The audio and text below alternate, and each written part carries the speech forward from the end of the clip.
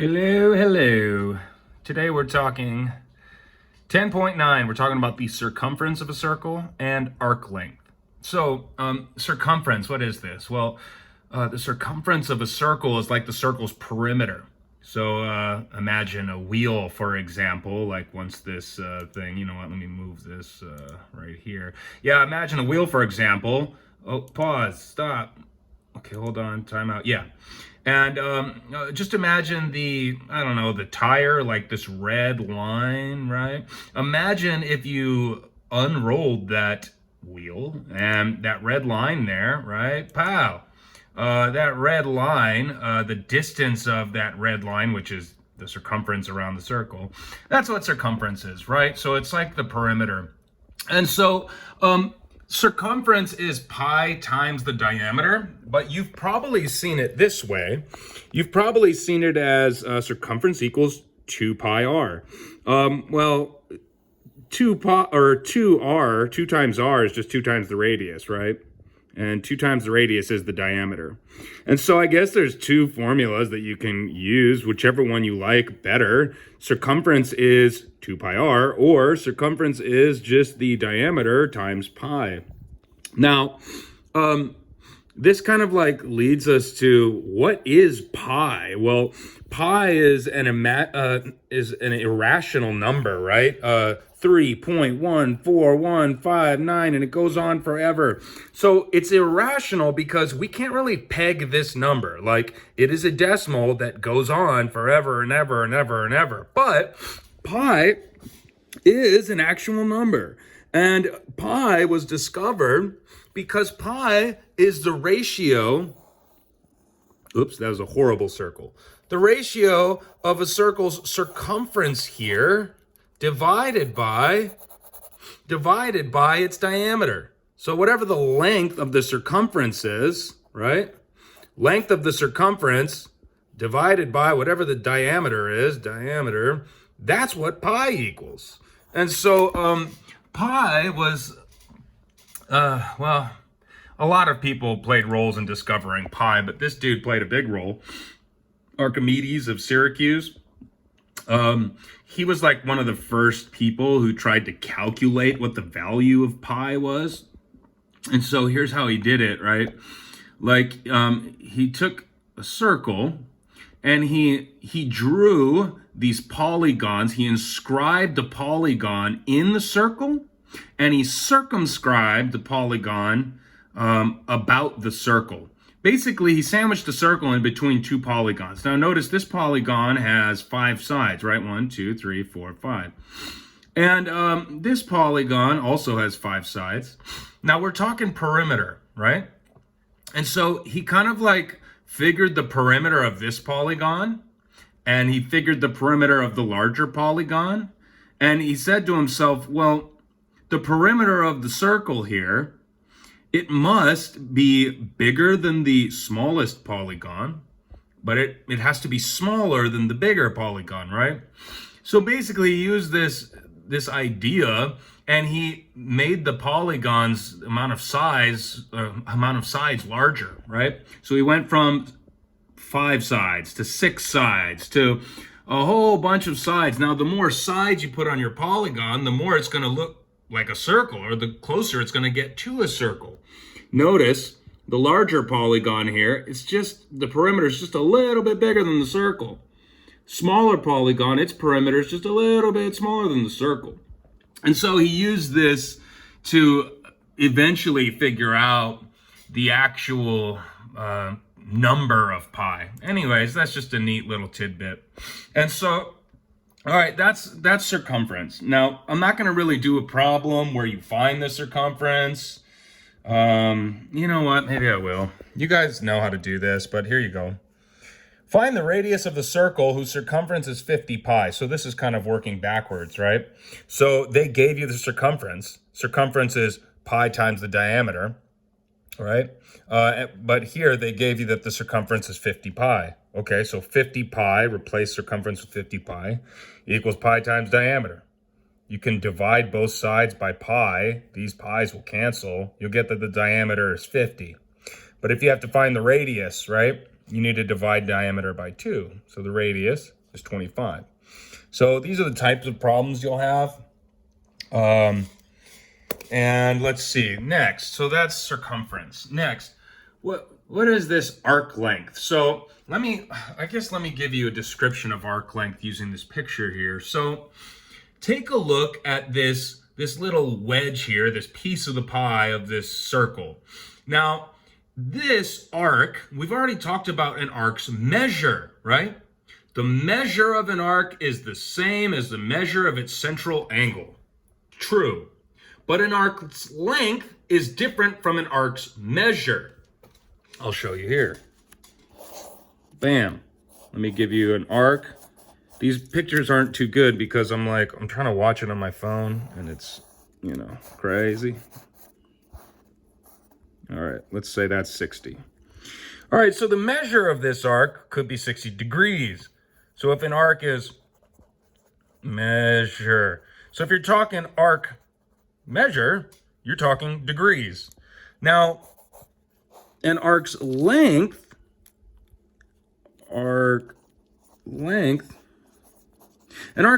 has to do with perimeter. It has to do with circumference. Basically, it's saying take this arc, let me cut this arc and let me put it here for you so you can see the curvature of the arc. And then kind of like unroll the arc, flatten it out, right? And then find the measure, like what's the distance of that straight line. So basically, arc length is finding what the distance is of this section or segment of the circle. And so an arc length is just finding the actual length of that piece of the circle. Now, we have a little formula for you.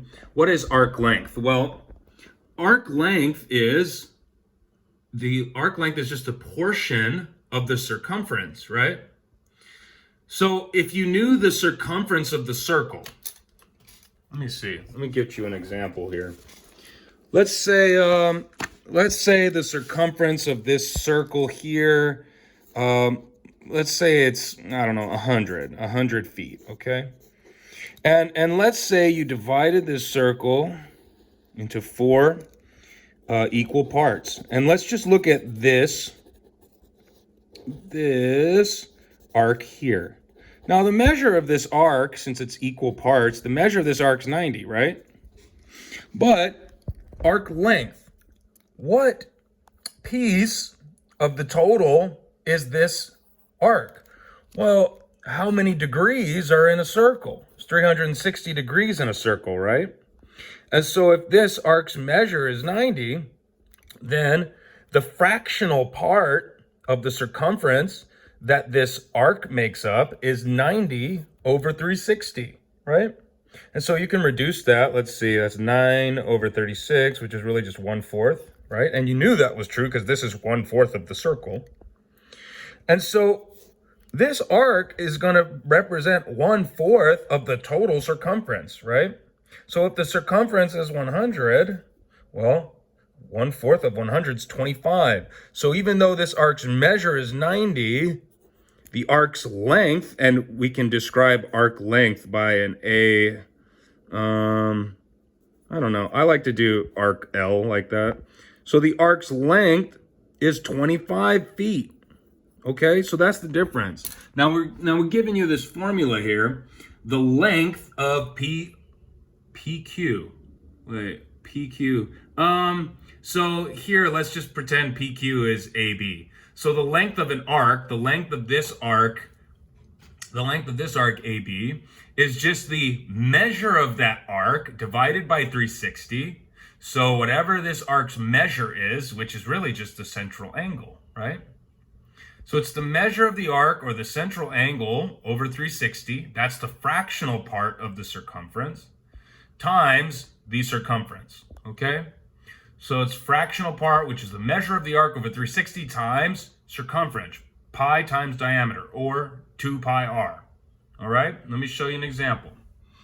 You know what? Let me show you these examples in the book, okay?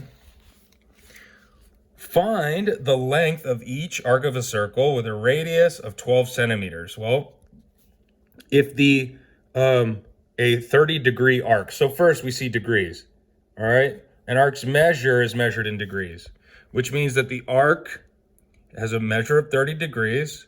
So arc's length is the measure of the arc, 30 degrees out of the total 360 times the circumference. Well, circumference is just diameter times pi. And if the radius is 12, 2 times 12 is 24, right?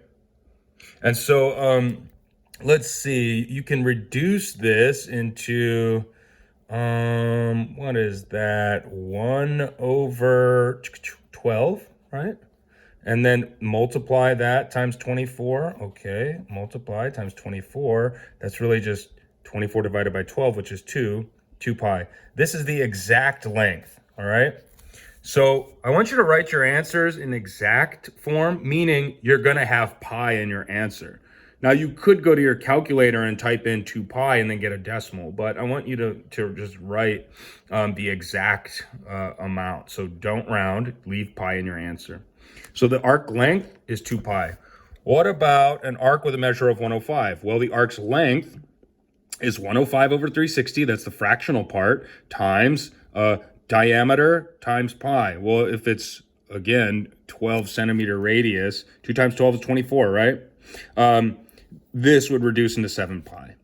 All right, let's look at one more example.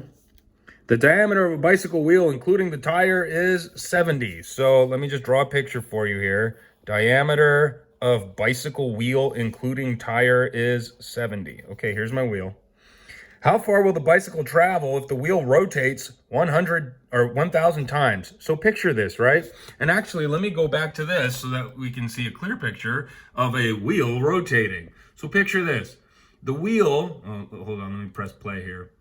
The wheel, okay, hold on, wait for it. Bam, bam, bam, bam, bam. The wheel starts here, right? Bam, it does a full rotation.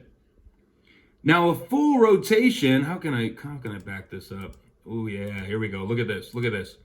It started at this point. Now a full rotation would be the what? I hope you're saying the circumference. A full rotation, look here. Oh no, stop. Sorry.